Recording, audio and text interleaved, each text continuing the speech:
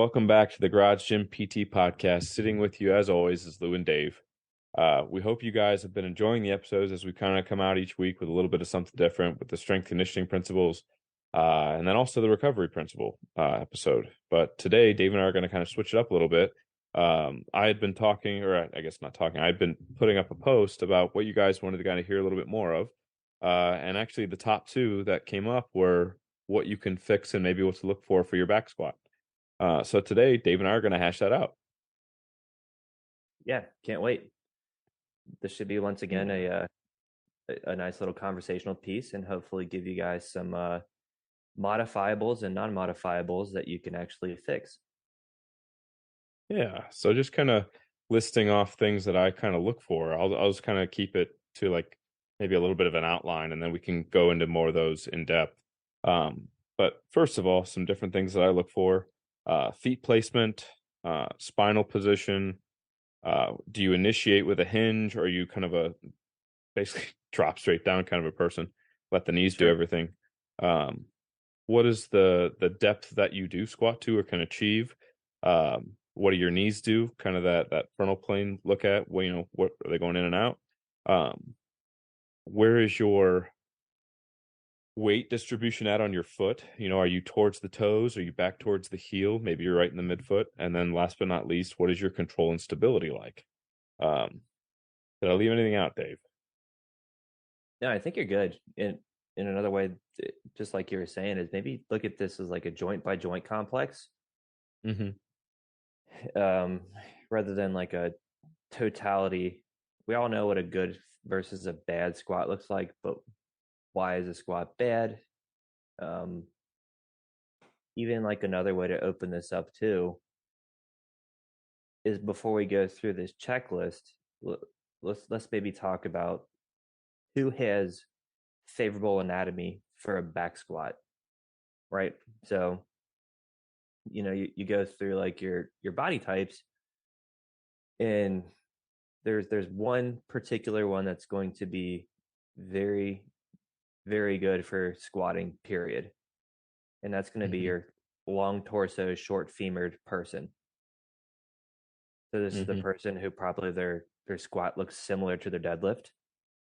Uh, and it's just because of your mechanical advantage, guys. Like, so this is non-modifiable. Somebody with this stature is just going to naturally be able to produce much more force out of their squat. Yeah. And they're going to be able to maintain a better position upright. So I mean, they don't feel like they try to maintain an upright position, like they're falling back off their heels there. Um, so yeah, you can have an anatomical, preference. But I mean, that's also why you have your coach to kind of look from the side and kind of see maybe a higher low bar position. And everyone should be able to do both. You just might not be able to load it as heavily compared to others. Um, Correct.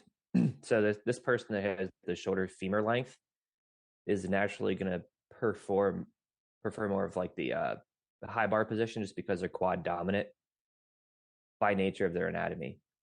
So what he mhm. said there, shifting your bar could be a way to like place some more like favorable levers for you. So if you're a long limbed person, shifting this to your posterior chain is probably exactly what you want to do if you want a higher total. Yes, correct.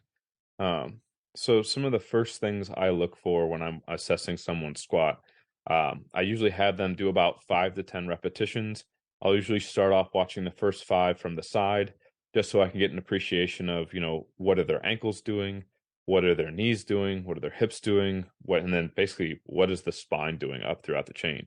Um, Obviously, if there's a limitation in ankle dorsiflexion, I guess starting from the bottom, kind of working up.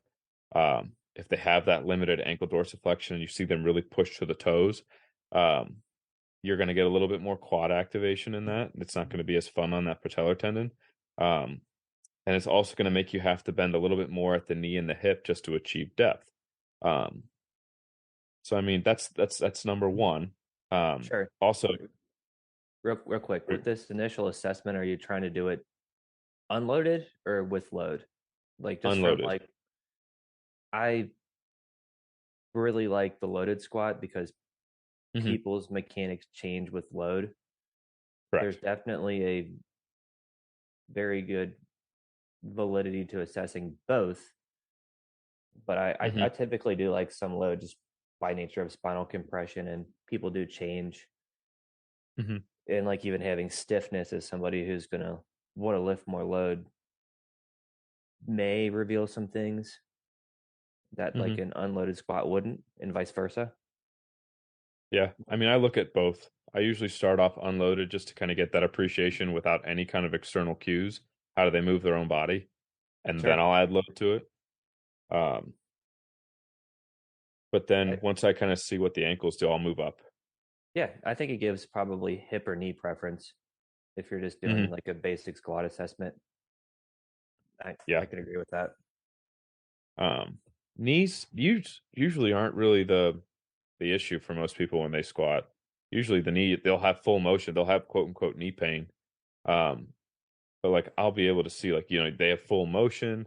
It's not bad. Maybe a little bit of tightness through the hip flexors, but I mean, in particular the rectus femoris, but at the same time, like that's not usually a big issue.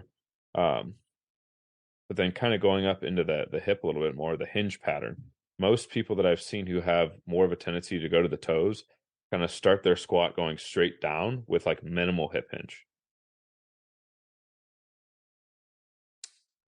Um, yeah, I I really do believe in my heart of hearts, hip mobility is never the issue. Hmm. Like I am far more likely to blame ankle mobility than I am at the hip. I agree. And then I think that preferential pattern is just by nature of leverage more Yeah. than like anything else.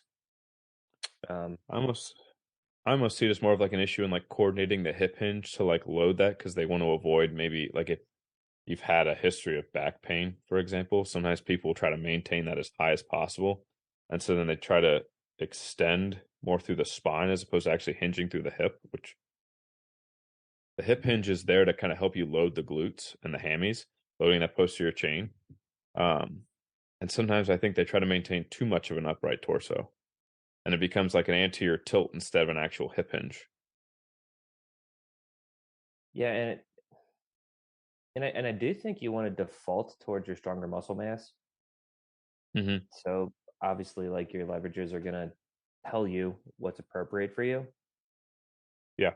So in this scenario, I think the person that's going to want to go quads first probably has that longer torso, so they're more predisposed towards a quote unquote back injury if they get out of position. Whereas Yeah. like the longer limb lifter is going to want to default more towards your low back, glutes, and hamstrings to kind of almost create a good morning arc out of the bottom, Yeah. so The that way stripper they fault. can kind of, and it's probably just preference person to person more than anything else. Yeah. Yeah. I think once I kind of have the appreciation of kind of seeing what the ankles do, what the hip does, are they stabilizing through their core? Are they maintaining pelvic position? I'll usually go from the front for maybe a few reps and then also from behind just so I can kind of see, one, how wide is their stance? Are we getting a knee cave, if any at all? Um, Usually more of the athletes don't necessarily have a pretty pretty big knee cave, but I mean, once in a while you get that high school athlete who's still developing and they get it, but it's not like horrible. Um, And I really do and then think it's also people just not wearing correct shoes. Like squatting when Brooks. when we talk about valgus, like for the longest time, our whole profession has always wanted to blame glute med, but Mhm. I've observed it's much more of a foot collapse than it is anything else. I If agree. you can get a flat foot on the ground and you have adequate grip and you can kind of splay your toes just like you would your hand, I find that valgus is actually minimal relative to somebody who's basically binding their feet in these really tight running shoes. Um, Not to shit on any brands, but Nike's pretty notorious for having a terrible toe box. I Brooks, agree. Hoka's. If you're squatting in cushioned shoes, I'm probably talking to you. Yeah. So if you have running shoes on and you're squatting and you're wondering why you have like basically a whip from your knees out of the bottom of your squat, this is problem 1A to address. Yeah, I agree. Like trying to squat on a balance foam pad. Like it makes it a lot harder than what it needs to be. You give yourself that hard, stable base to kind of push from. Makes things a lot easier. Um, I Right. think And if also you do like have an the elevated heel, it has a hard sole. And those hmm would be like your Olympic weightlifting shoes. So don't elevate yourself on a styrofoam pad and expect a good result. Elevate yourself in stability to help your dorsiflexion. Yep, I say. And then I mean, just because you elevate the heel also doesn't mean you shouldn't be working on dorsiflexion. I mean, you can always continue to work on that and reducing the level of incline that you need. Um, I think that's also an important thing because you see people who almost become like too reliant on the lifters, and then when you don't have them, then Sure. all of a sudden in like a metcon things kind of go out the way, and it's like, oh, that's not good. Yeah. So If you're don't barely just hitting leave it 90 to in the lifter. lifters, it's this is you. So you Yes.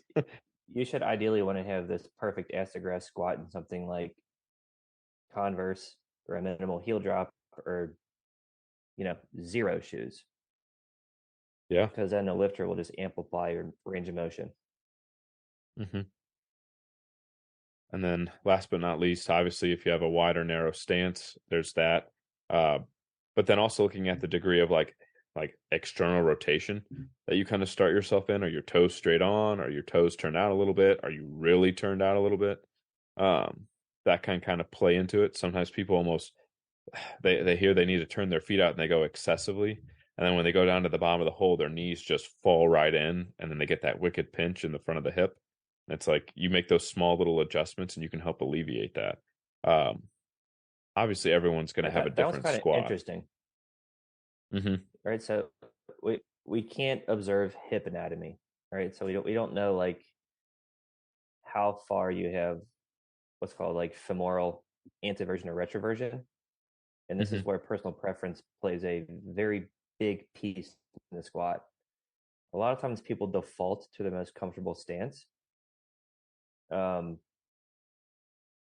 but depending on your program, there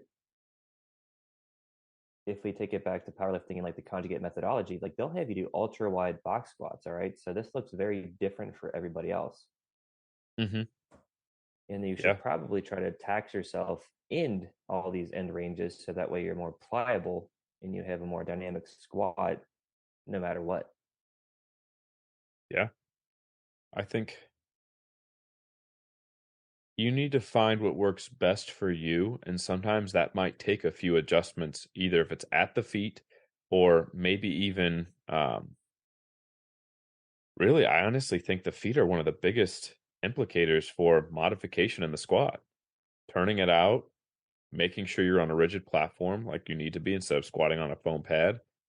Can you dorsiflex in your ankle, or can you essentially let the tibia advance over the tile curl joint? I mean, if you don't have that, everything else above the chain has to move more. And that usually implicates an overuse Correct. and an irritation. I think my favorite thing and what you're talking about here is people with anterior hip pain that have terrible dorsiflexion. Yes. Right. So this is exactly what you're speaking towards here. So if you have a pinch at the front of your hip when you get to the bottom of a squat, you do not need to do hip mobility. You probably need to look at your foot and ankle as well as your glute Mhm. strength. Yes. So all of the Yes. banded stuff you're doing, your hip is likely useless compared to the low hanging fruit that you have at your feet. Right. So your feet dictate your your leverage a lot more than your hip mobility does. So if you want a quote unquote ass to grass squat, your hips don't dictate that, your ankles do. Correct. I think finding out what like your ankle joint mobility is, and then also looking at soleus flexibility can be a big thing for people. I feel like more soleus flexibility in younger athletes, as opposed to older athletes who potentially may have more of the stiffer ankle joint, or those of you who have sprained your ankles may have a little bit more of a stiffer ankle joint. So like looking into those and seeing, if you were to go from a kneeling position and maybe go, what do you think? Like maybe 1 or 2 inches away from the wall and see if you can bring your knee to the wall without your heel popping up.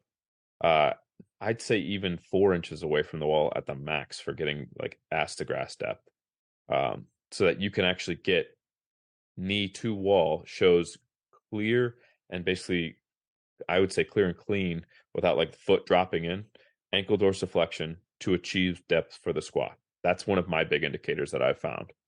Um, Yeah. And I and mean, I it's think the paid goal is off. to maximize it or Yes. just have it available. And Um, controlled. right. Or specifically talking about soleus because your knee is in a flex position, guys. So, and even for you guys going through puberty who just hit a growth spurt, like this is why it's like super integral for you, is because your tendons are outgrowing your muscle bellies because of puberty. Hmm. So trying to like work on this in a dynamic effort, not just the stretching effort, is something I wish I had when I was growing up. Same. Same. I think that's another good point is that controlled ankle dorsiflexion in a squat position. Obviously there's a lot of knee bending. So like I'll work my some of my patients anterior tibs, the anterior tibialis, in multiple positions because I know like the knees over toes guy has popularized like a straight knee ankle dorsiflexion. I'll even have them try to maintain a rigid arch while pulling their feet up while in maybe a half squat and just kind of getting used to that, kind of used to the doming and pulling up, because then after that, I have them rock back forward and maintaining that foot position. And then I'll have them try to lower into that depth. And if your foot collapses, obviously maybe we need to work on foot intrinsic strengthening, or we need to work on anterior tib strength, or maybe we need to work more on just the joint mobility. Like there's a lot of different factors that we could like point and look for them individually. Um, Sure. And maybe you just need to get out of shoes. yeah, get out, honestly, squat out of your shoes and watch how different it is compared to being in your shoes. And maybe your arch just sucks. Like I Yeah. don't, which the tibialis raises do help this indirectly because of their attachment point kind of around the foot. So they help pull up the arch a little bit, especially like as you get that eccentric load, Hmm. which is why you are saying stress this in straight and bent knee the same way you want to with your calf, Bingo. because the mechanics change straight to bent. Bingo.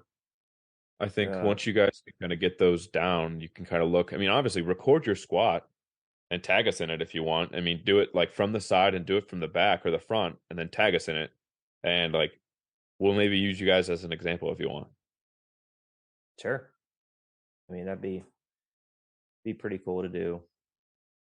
Essentially whatever squat you does, and just kind of give a couple of technique strategies and possibly some treatment to fix it. Um,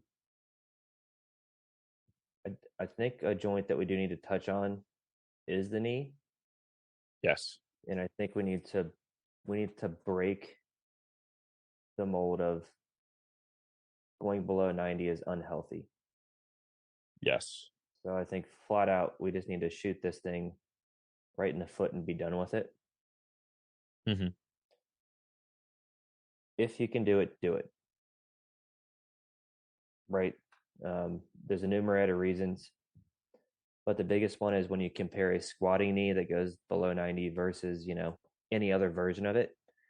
The cartilage, the ligaments, uh, they're all thicker and they're more resilient.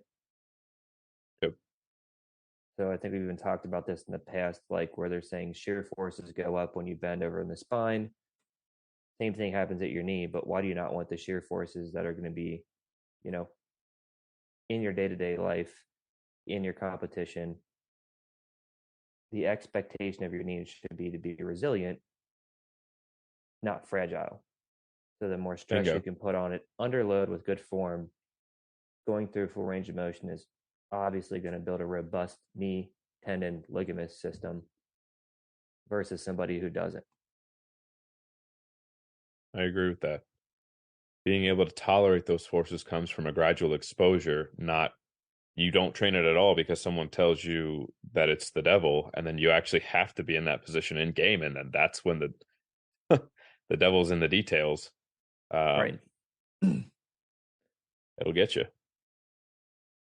I.e., imagine you're in running athletics and you get stuck in the hole as a running back, a wide receiver. The base slips on you as like you're running, and then you don't have this below 90-degree stability. This is where problems probably enter the knee joint. But if you're training them under load and you have a robust system outside of like the muscle mass, you're much less likely to get injured.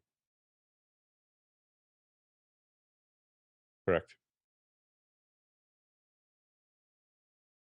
Trying to think.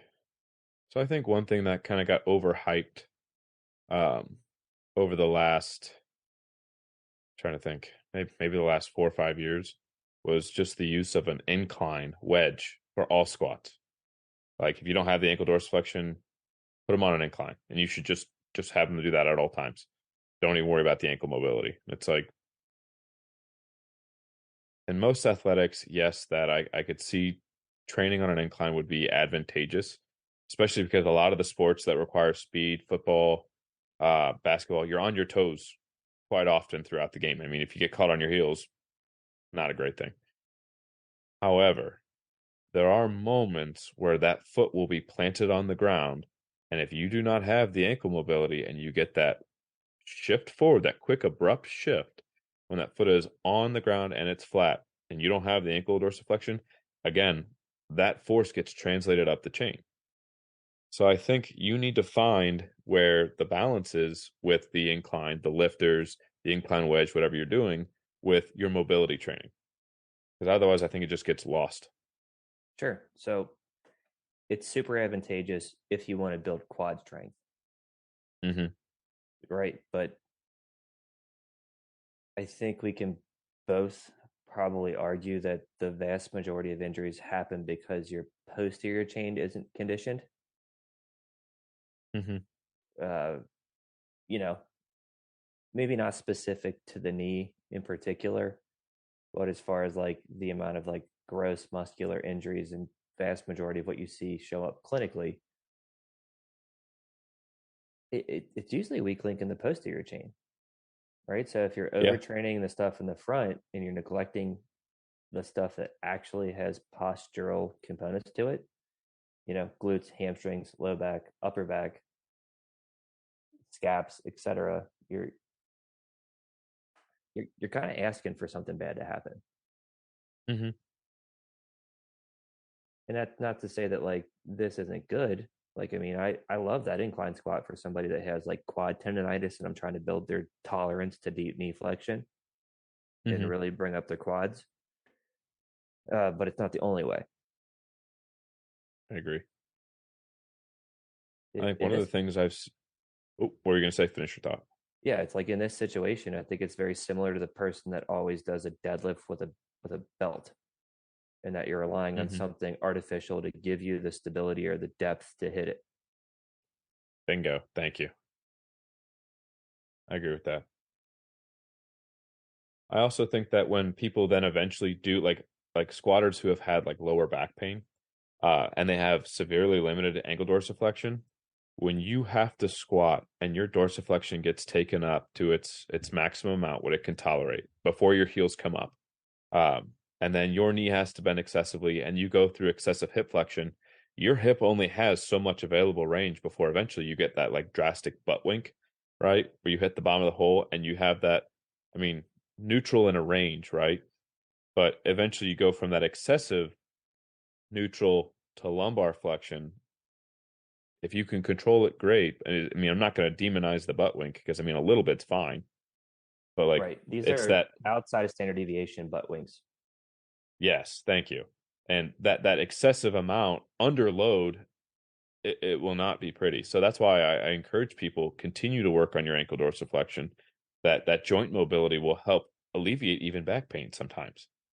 I mean, I've had that happen with 3 or 4 patients where you look at hips and hips are clean, and you go down to the ankles and they can't even do an inch or two away from the wall on a closed ankle dorsiflexion test. We work on the ankle dorsiflexion, back pain is reduced quite a bit, actually. So I think that is always needing to be looked at, no matter what. Sure. And as far as like up chain, guys, like your upper back has ton, a ton of like play in this too, Hmm. right? So if you get to the bottom of the squat and then you're capsizing forward, it's not your lower half that's the issue. It's probably your upper back and like your spinal erectors. So there's a number of other reasons as to why you could be breaking down. Even from like a Yeah. load level, front squat's probably the best place to like actually observe this. If you're the person who gets to the bottom and you come up basically like you're pulling a deadlift off the ground and then you look like a dog taking a poop, your upper back's very weak. For lack of a better way to say it. That's a good example. That's a good example. That's a Yeah. good example. Yeah. No, I All agree with right. So that. like, in some of these scenarios too, guys, is it literally are your spinal erectors strong enough to tolerate the weight and not get pushed forward? So that stripper fault Hmm. phenomenon that we were talking about, like where your hips shoot up, right? That could be two spots, right? Like obviously we're blaming quad strength as one, but two, if you're pitched forward because your upper back can't stabilize the load, where else has it got to go except for forward? So then you're going to rely on low back, butt, hamstrings, and try to good morning it out of the bottom. Hmm. I agree. So, guys, what I implore you to do is if you want, record your squat from the side, from the front, and from the back. Put it on your story, post it, whatever you want to do. Tag us in it, and we'll break it down. All right. Sure. Um, and if At a we're minimum, local, like a 45-degree angle. yep, At a minimum. yep. And then we'll take a look at it, and we'll maybe even make a little bit of like a write up on it. That way you guys can kind of see what we would see, and learn a little something from it too. Uh, Anything else you wanted to add on squats today, Dave? Not really. I guess like the closing thing would be, guys, get a bunch of reps in at sub maximal load, so that way when you start loading, you have a better pattern programmed. Right, the vast majority of our learning takes place within that 50 to 70% category, not the 80 to 90 to 100% category. So get your reps in and just get better at the actual pattern first. Mm-hmm. Let's say, don't feed dysfunction. Yep. Don't feed dysfunction. All right, guys. Well, we hope you guys enjoyed today's discussion. Um, we might talk a little bit more on deadlifting next time and talk a little bit more on, I know we didn't really touch on it too much today, but quote unquote, neutral spine. Yeah. Yeah. And even like how certain squats can help your deadlift and vice versa. Might be kind of a cool thing to include at the end of that as well. I agree. That'll be good. But we'll see you guys next time.